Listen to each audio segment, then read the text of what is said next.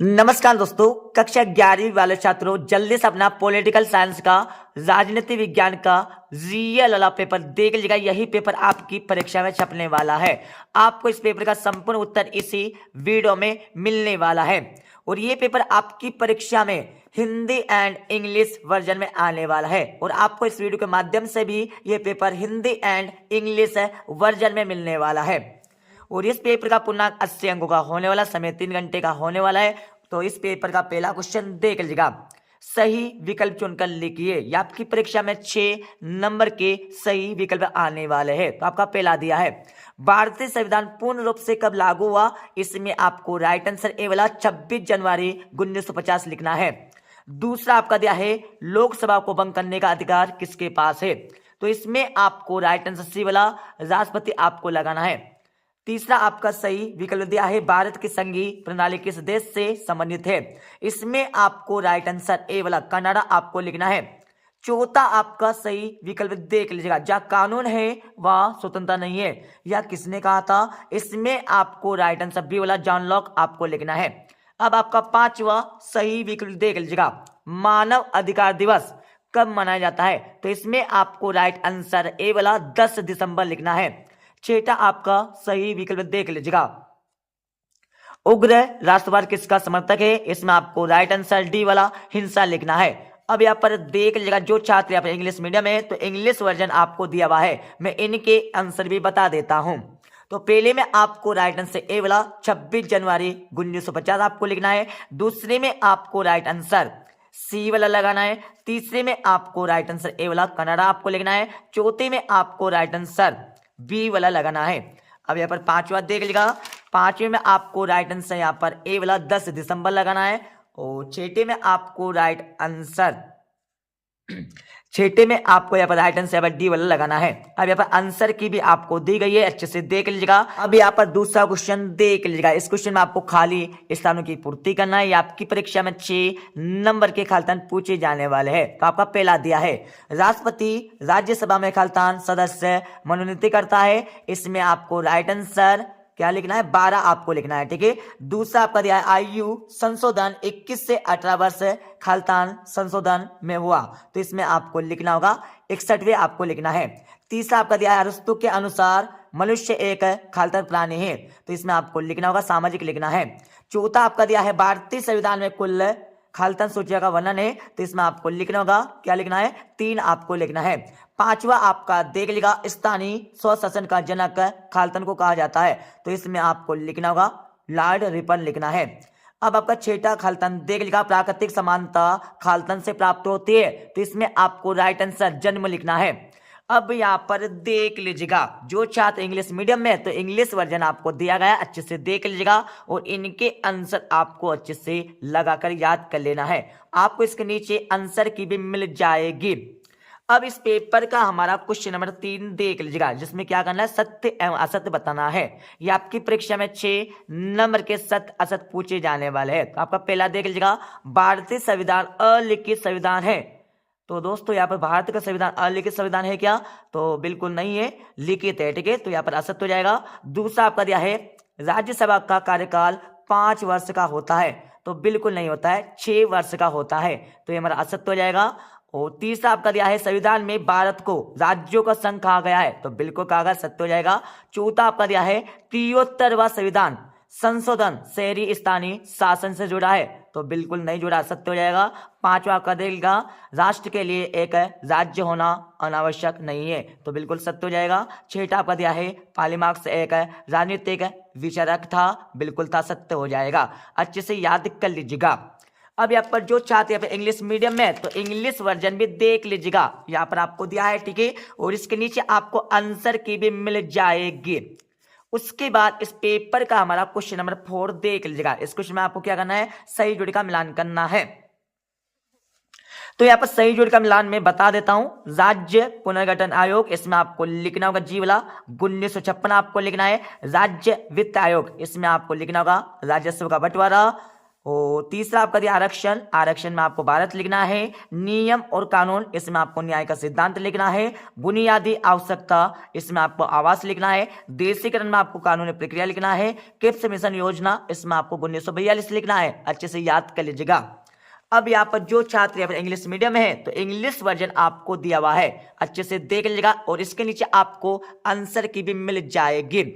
अब इस पेपर का हमारा क्वेश्चन नंबर 5 देख लीजिएगा। एक वाक्य अथवा एक शब्द में उत्तर लिखिए। यह आपकी परीक्षा में 7 नंबर के क्वेश्चन पूछे जाने वाले हैं। तो आपका पहला देख लीजिएगा, स्वतंत्रता के समय भारत में कुल कितनी रियासतें थी? तो इसमें आपको लिखना है, क्या लिखना है? 565। क्या 565 आपको लिखना है। अब यहाँ पर हमारा दूसरा देख लीजिएगा, राम मनोहर लोहिया किस विचारधारा के थे? तो इसमें आपको लिखना होगा समाजवादी। क्या लिखना है? समाजवादी आपको लिखना है, अच्छे से लिख लीजिएगा। अब यहाँ पर तीसरा आपका देख लीजिएगा, जस्टिस है किस भाषा का शब्द है?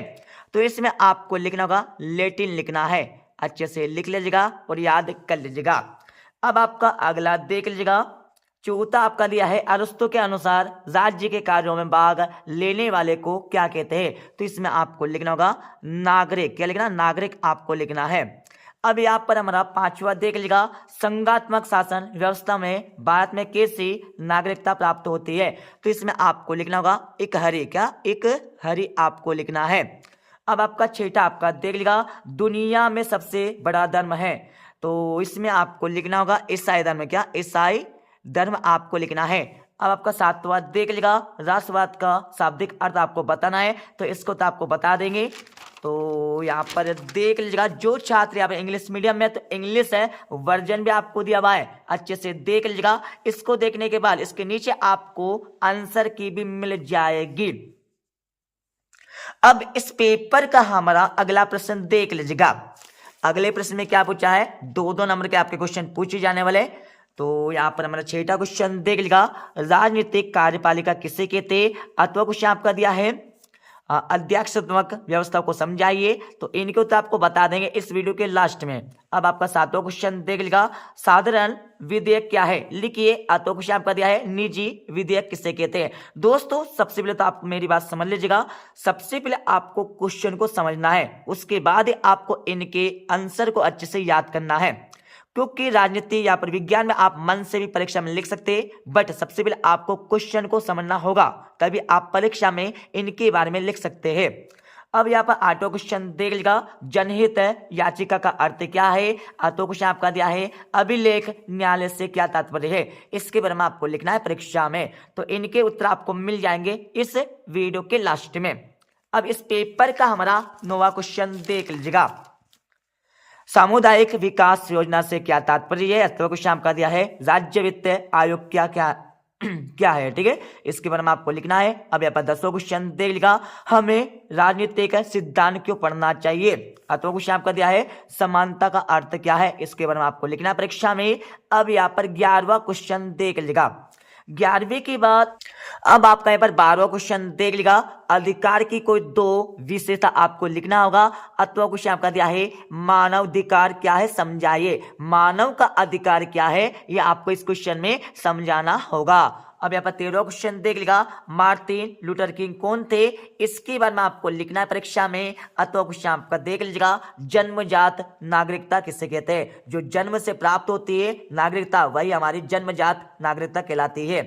अब यहाँ पर 14वां क्वेश्चन देख लीजिएगा, भारत में किन किन धर्मों के लोग रहते हैं? इसके बारे में आपको लिखना है परीक्षा में। तो क्वेश्चन आपका दिया है भारत का संविधान सभी धर्मों का आदर करता है। इसके बारे में आपको लिखना है। तो इनके उत्तर आपको मिल जाएंगे इस वीडियो के लास्ट में। अब यहाँ पर 15वां क्वेश्चन देख लीजिएगा, बौद्ध धर्म के कोई 2 सिद्धांत आपको लिखना है परीक्षा में। और इसके साथ इसका अतो वाला क्वेश्चन भी देख लीजिएगा, जैन धर्म के 3 उपदेश आपको लिखना है। अब यहाँ पर 16वां प्रश्न देख लीजिएगा, स्वराज दल के 3 कार्य आपको लिखना होगा। अतो क्वेश्चन आपका दिया है डॉक्टर भीमराव अंबेडकर ने किस अनुच्छेद को भारतीय संविधान की आत्मा कहा है और क्यों? इसके बारे में आपको लिखना होगा परीक्षा में, जिससे 3 नंबर याद से कंप्लीट हो जाएगा। अच्छे से समझकर याद कर लीजिएगा। अब यहाँ पर हमारा 17वां प्रश्न दिया है, लोकसभा एवं राज्यसभा के सदस्यों के चुनाव प्रणाली को आपको समझाना होगा। अतो क्वेश्चन आपका दिया है निर्वाचन आयोग के प्रमुख कार्य आपको लिखना है। तो इसका आंसर तो आप परीक्षा में मन से भी लिख सकते हैं, ठीक है। अब इस पेपर का हमारा 18वां प्रश्न देख लीजिएगा। 4 भारतीय राजनीतिक दार्शनिक के नाम आपको लिखना होगा। अथवा क्वेश्चन आपका दिया है राजनीति सिद्धांत क्या है, वाक्य कीजिएगा। इस क्वेश्चन में क्या करना आपको, राजनीति सिद्धांत क्या है इसके बारे में आपको वाक्य करके लिखना है, एक्सप्लेन करके आपको लिखना है। अब यहाँ पर हमारा 19वां प्रश्न देख लीजिएगा। राजनीतिक एवं सांस्कृतिक अधिकार में अंतर आपको लिखना है परीक्षा में। अथवा क्वेश्चन आपका दिया है राजनीतिक सिद्धांत की 4 प्रमुख विशेषता आपको लिखना है। अब यहाँ पर 20वां वाला क्वेश्चन देख लीजिएगा जो आपकी परीक्षा में 4 नंबर का आने वाला है। अब यहाँ पर 20वें का यहाँ पर अथवा वाला क्वेश्चन भी देख लीजिएगा और पूरे पेपर को अच्छे से समझकर याद कर लीजिएगा। अब यहाँ पर 21वां प्रश्न आपका दिया जो आपकी परीक्षा में 4 नंबर का आने वाला है। यहाँ पर 22वां प्रश्न देगा राज्य और राष्ट्र में आपको अंतर लिखना है परीक्षा में। कम से कम आपको इसमें 4 से 5 अंतर यहाँ पर लिखना है और आपको कम से कम यहाँ पर 6 अंतर याद कर लेना है। अब यहाँ पर 23वां प्रश्न देख लीजिएगा। तो यहाँ पर हमें 23वां प्रश्न दिया है राष्ट्रीयता के निर्माण में सहायक तत्वों की विस्तृत वाक्य आपको करके लिखना होगा और इसके साथ इसका तो क्वेश्चन आपका दिया है।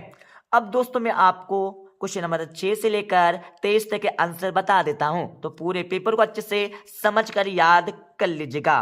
तो अब आप यहां पर क्वेश्चन 6 से लेकर 23 तक के प्रश्नों के उत्तर अच्छे से देख लीजिएगा। ये हमारा 6ठे प्रश्न का उत्तर आपका हो जाएगा। 6ठे के बाद आपका 6ठे प्रश्न का यहाँ पर अतवी वाला का आंसर आपका हो जाएगा, अच्छे से लिख लीजिएगा।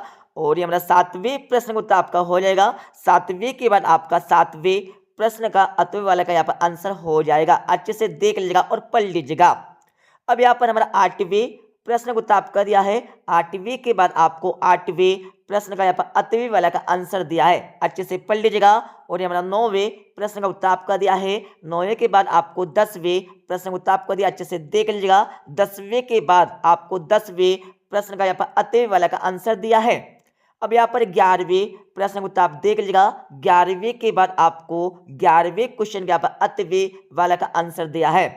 अब आप यहाँ पर 12वें प्रश्न का उत्तर देख लीजिएगा। 12वें के बाद आपको यहाँ पर 12वें क्वेश्चन का अतवे वाला का आंसर आपको दिया है। अब आपको 13वें प्रश्न का उत्तर देख लीजिएगा। 13वें के बाद आपको 13वें प्रश्न का यहाँ पर अतवे वाला का आंसर भी मिल जाएगा।